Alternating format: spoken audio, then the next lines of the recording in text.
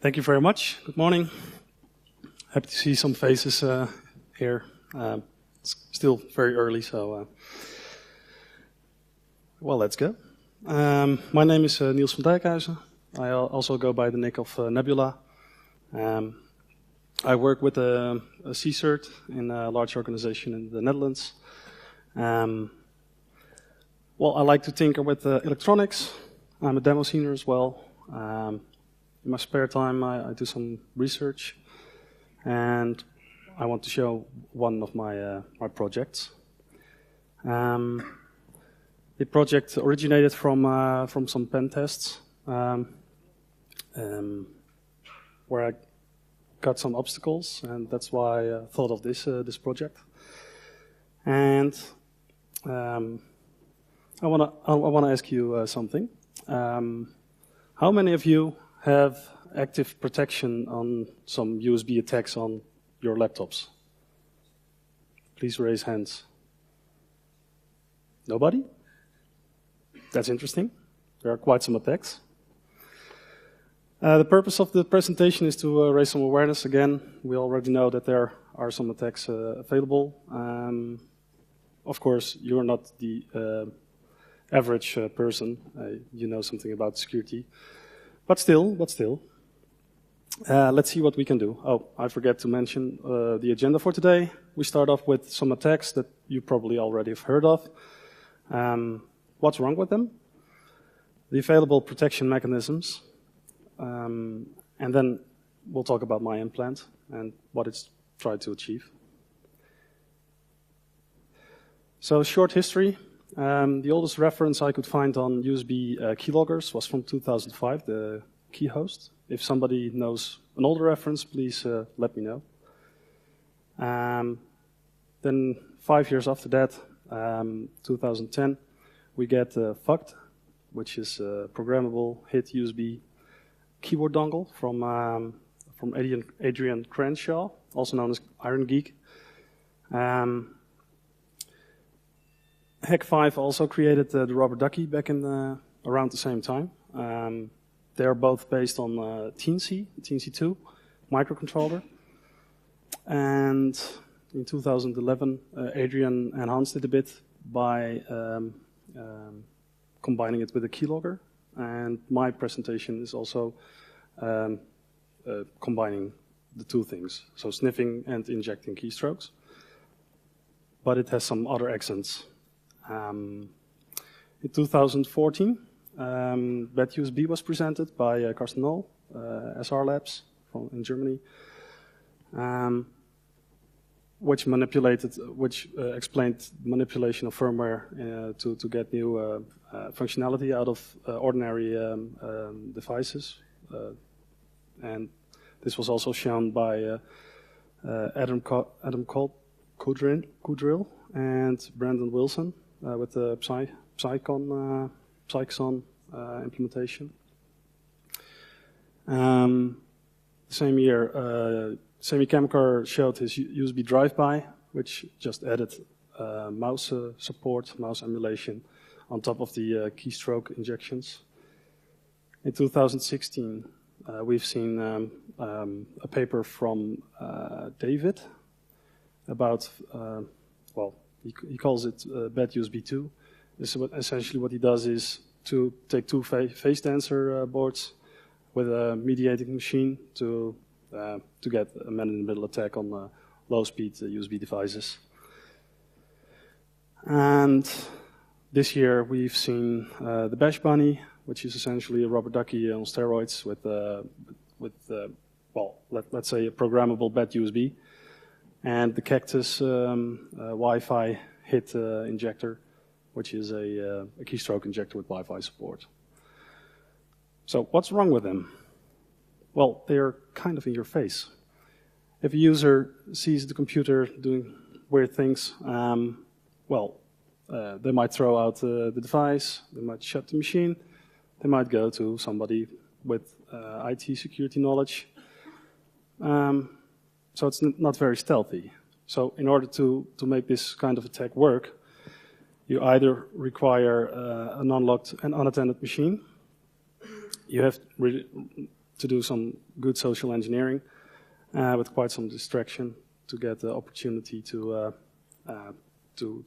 get a payload on the machine.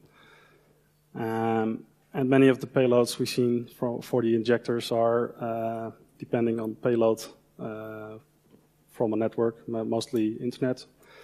That's not always accessible. I mean, enterprises can have something like a Citrix farm with internet connection and not the endpoints itself. And there are protections available. We can do class filtering, etc. So that's what we're going to look at now. We've seen Robert Fisk's USG and Dominic Spill's USB proxy. Both are external devices that you put in between your device and your host. And the first one allows to act as a bit of a firewall, USB firewall. But it's okay conceptually. So it doesn't allow a re-enumeration of devices. So if I have a mass storage device and at some point it reconfigures itself as a keyboard, it will detect it and will block this behavior and it will just shut a port. And it does basic some basic class filtering. Unfortunately, it's very slow. It's not even, I mean, it's USB 1 speeds, but it's slow. It's too slow for practical use. You cannot transfer big files over it, for example. Dominic Spill is still work in progress, the USB proxy. At the moment, write blocking to my storage devices to stop exfiltration, data exfiltration. Then we have the middle group, which does class filtering, essentially. USB Guard is a pretty good example. It's a Linux implementation done by Daniel Kopecek from Red Hat. It's very fine-grained. You can even fingerprint the device because it hashes the table descriptors and the report descriptors. So if you have a device with a different serial number, it will notice it will not allow that particular device. So you can really do good black and white listing on USB devices. GoodDog, BeamGun, both Windows tools, they accept only certain types of devices. And then there's GData's USB keyboard, keyboard guard, which just gives a pop-up when you plug a new keyboard in your machine. Is this a real keyboard, yes or no? Then you have to answer as a human. Then there's Duck Hunt from Pedro M. Sosa. This is a Windows tool as well. It will monitor for superhuman typing. As soon as it sees superhuman typing, it will just get the focus away from the object and it will block the attack. And finally, GR Security has a nice patch that allows only devices connected at boot time to be connected. Everything plugged in afterwards will just not be accepted. So there are some protection options available. So my implant tries to do things differently. I want to have a hit attack that works with locked machines and bypasses known protections. Furthermore, I'd like it to be affordable, small, and covert. Well, how am I going to do that? Well, the implant should be in line with the keyboard and the host. This way, I don't have to deal with the re-enumeration. I can do credential sniffing. I can monitor activity of the user. And this allows, I mean, the second one is the implant should have notion of real time. And this allows for programming of the attack time frame, which can be convenient. And to spice it up a bit, it would be nice to have some means of remote control. And let's do that over the air in local communication so that we can do remote sniffing and controlling. Will not be this small, no, not the cotton mount size. So this is what the hardware diagram would look like. we start off with a USB host controller. I based mine on the Maxim chip that connects the keyboard with the microcontroller. The microcontroller is a TNC2 because it's nice and tiny and it's easy programmable. That connects to a Maxim real-time clock, a high-precision real-time clock, RTC. And we connect 433 megahertz UART to the controller. And we need some EEPROM for non-volatile memory storage to have a configuration. This is what my proof of concept looks in for real. Could have been smaller, of course, but it's proof of concept, right? So I can ditch the little EEPROM, the one you see over here. Let's see, the one over here, because essentially the TNCLs already has EEPROM on board, and I don't need the extra space. So if I make my own PCB, I can just stack the TNC and stack stuff on top of each other, and then we'll have a smaller form factor. And this is a photo of it with the lid closed. Some nice LED indicators to see it functioning. So let's talk about bypassing some of the protection mechanisms.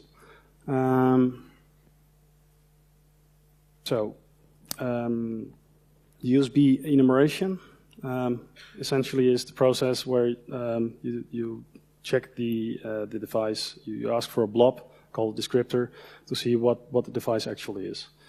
It describes itself to you so that the host knows, okay, this is a mass storage device from a certain brand.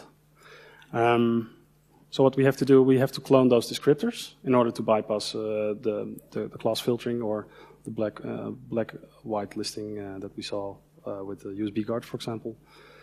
So that's exactly what I did. It was a bit of a hassle because at some point I had to figure out the device, the TNC presented itself as a USB 2 device, but a keyboard is a low-speed device, as you might know. So, but it's really doable. It's quite easy once you know how to do it, and then we have to bypass the superhuman typing speeds. Well, that's quite easy, right? We just have to throw in some tens of milliseconds in order to look like a human. So I created my own Arduino device class to get both done, to do the device cloning and the normal typing. Well, that's the speed a normal key injector works with, so it's quite fast. And if we use the class I created, we just get slow speeds, that's all.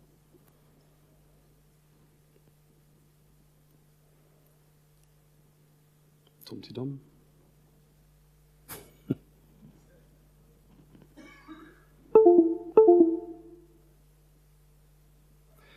So that way we can bypass Duck Hunt, for example. Then we have to take the power consumption into account as well, because we cannot use too much current, of course. So we have to draw all the current from the host. Sorry? Not that I am aware of. I think that would be interesting indeed. That then you can profile. The question was, can you monitor that from the OS operating system? And that would be a good approach, I think, to see whether there's something in between and have a profile for every device. As you can see, the differences aren't that big, except for the peak power current consumption. When the Keynterceptor is in between, it's 40 milliamps more at max.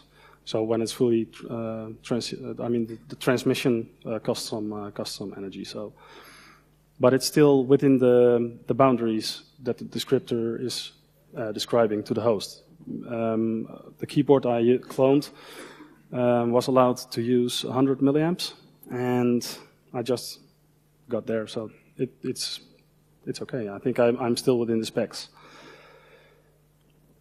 So the bill of material, the cost, well, it's really affordable. This is just common off-the-shelf stuff. If I would make my own PCB and solder on my own chips and bulk order the chips, I can get the price lower, of course. I think $35 or 30 euros is still acceptable. So here we have it. It's a small, cheap, or affordable device, which is quite hard to detect from the host side. It can bypass protection mechanisms because we clone the descriptors. We type like a human, and no enumeration is needed because, well, it's part of the keyboard. Whoops. We can think of different use cases for the Keynterceptor. We can control over the air. We can auto log in with captured credentials. We can inject keystrokes after a chosen time frame. Block the user's input, so essentially used as an RF kill switch. Insert your scenario here. My scenario is the following. I made a companion for Keynterceptor. I built it into a power block. The power cord that you see there is not a regular power cord, it's a UTP cable. And inside is a little power supply with the NanoPi Neo, a small Raspberry-like device, which has a 4G dongle connected on it and a 433 megahertz transceiver. And this is how it fits in. We have carrier-grade netting, of course, because most operators, mobile operators, will do carrier-grade netting. Therefore, listening services will not work. IPs will often change, so that's why we need a VPN. So just put a VPN server on the internet, connect from the companion to the VPN server, and you can do the same with an attacking laptop or mobile phone, and then that way we can connect to it over the world. And the advantage of this is it's less detectable than Wi-Fi. You will easily find rogue Wi-Fi access points. It's a bit harder with 4G. And then the Keynterceptor and the companion are talking to each other locally over 433 megahertz. So, demo time. Let's see.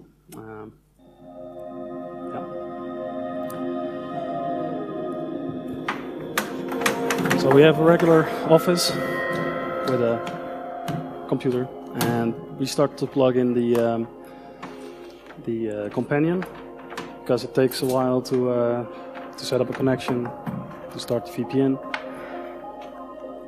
In the meanwhile, we get the Keynterceptor. And if you do pen tests or red teaming or something like that, I would advise to pick a machine that's on the desk because it's easier to access. This way it takes a bit of time, sorry.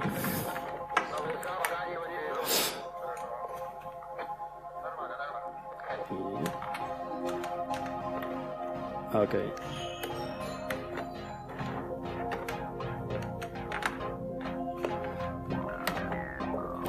So, at some point you will see the companion LED blink. That's an indicator that it's waiting for a configuration to receive from the, did I say companion? The Keynterceptor is blinking to receive a configuration file from the companion. So I start the VPN on my mobile phone, and then I can access the web interface via web app. And at this point you will see ETH0 is not yet defined, it doesn't have an IP address, so I connect connected to the local network. We get an IP address, and then we are able to either put it in demo mode or timed mode, and set the start and the stop time when it can be active. And then we send over the IP address and both the period in which it can be active. Now the LED is stopped blinking because it received the configuration, which is stored in the EEPROM. So if I disconnect the Keynterceptor and reconnect it, it will still have the configuration. So we put away the stuff, so it's not inside. Unfortunately, the companion didn't fit between the desks, but you get the point. So somewhere else, a different location, I have a tethering, start tethering, and I set up a VPN, and we just SSH into the companion, start a listener at the left, start a keystroke monitor or snooper at the right, to see what the victim is doing.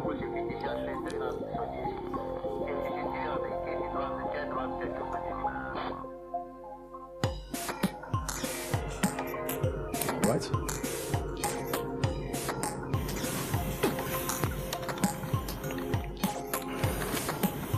So we see the user being active on this machine, and we see the keystroke sniffer on the right side.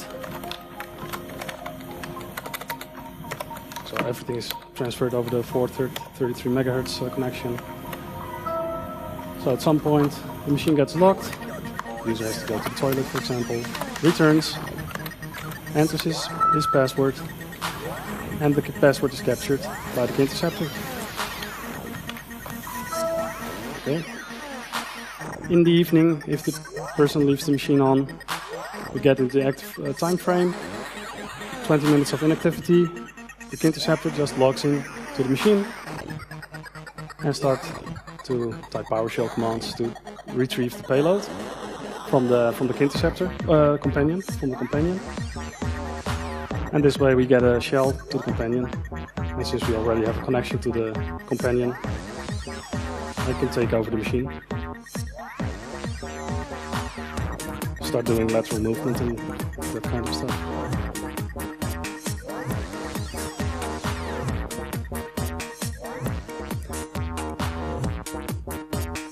There we go. I've got the local IP address on the listener, and we can see top secret was the password typed by the user, and the machine is popped. So we're ready to go.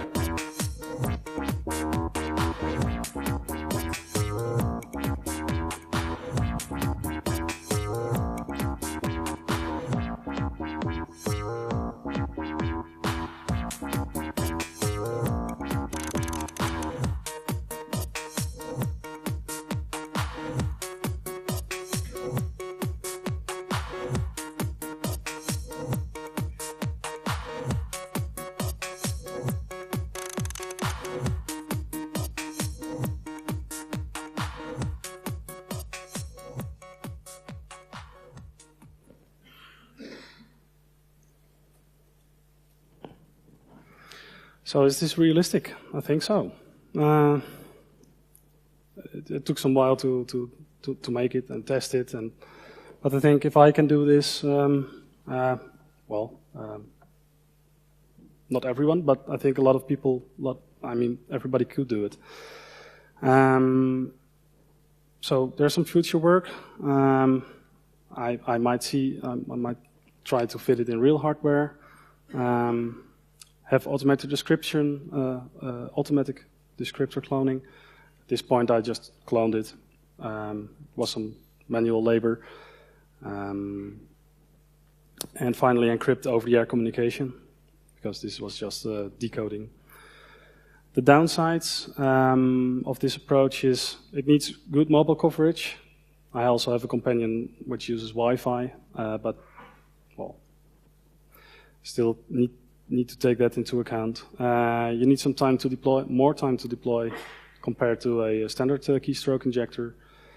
And of course the user has to leave the machine on within the time frame, the detect time frame. So I think that's my presentation. I hope the industry will come with some solutions, because we really cannot trust our devices, right? So, not the USB device, at least. That's my presentation.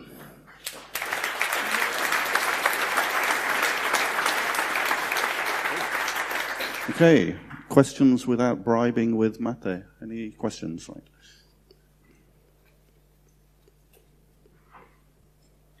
How did you manage to get the 433 megahertz connection reliable? Because there tend to be a lot of crossfire on those things, key fobs, weather stations, stuff like that. And if they insert into the computer, that might be a bit weird. Okay, well, I had very good coverage with 433 megahertz, much better than the 2.4 gigahertz Wi-Fi. So, and if you have a good line of sight, you can configure it this way that you can get over, I think, a kilometer of, yeah. I didn't put it. I configured it this way that the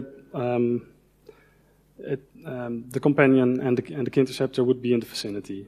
But mostly, if you have an office building, that's doable, and the communication was pretty stable. So, if you want to know, it was the HC12 module, Chinese thingy. And what did you do encoding-wise? So, why did I do it?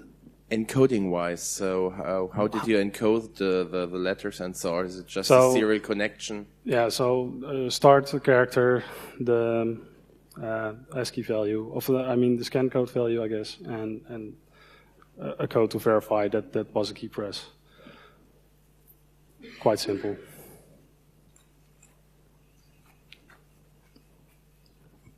Okay, so first of all, this is a fantastic project. To answer the previous question, people scan frequencies, and the 2.4 is something people will look for, not so much the 433, exactly because of all the noise you said. What I could suggest though, is that you don't keep the link active at all times. If you can do burst transmissions, then that is the best solution. Obviously, I think, so we mentioned the power consumption, so that could be an interesting gauge. And also, so the installation is complicated. If you make it a lot smaller, then that would be great. But then, not sure there's much to do with it, but a USB device disconnect and reconnect would always be one of the signs, right? Because you have to put it in the middle. Reconnect, yeah. But so if an attacker just turns off the machine, yeah, put it in between. Well, if you put it when the machine is turned off, then no one can ever detect that. But if you install it on a running machine, yeah, true. But since it really looks like the same device, so okay, true. And there are some other things you could do. Of course, you could for example, limit the time that the machine is allowed to stay on after user has locked the machine, right? I mean, that's another thing you could do. Yeah, so that's OPSEC. But yeah, you could detect plugging, unplugging. But in real life, we sometimes unplug our keyboards, right? So, yeah. Thanks.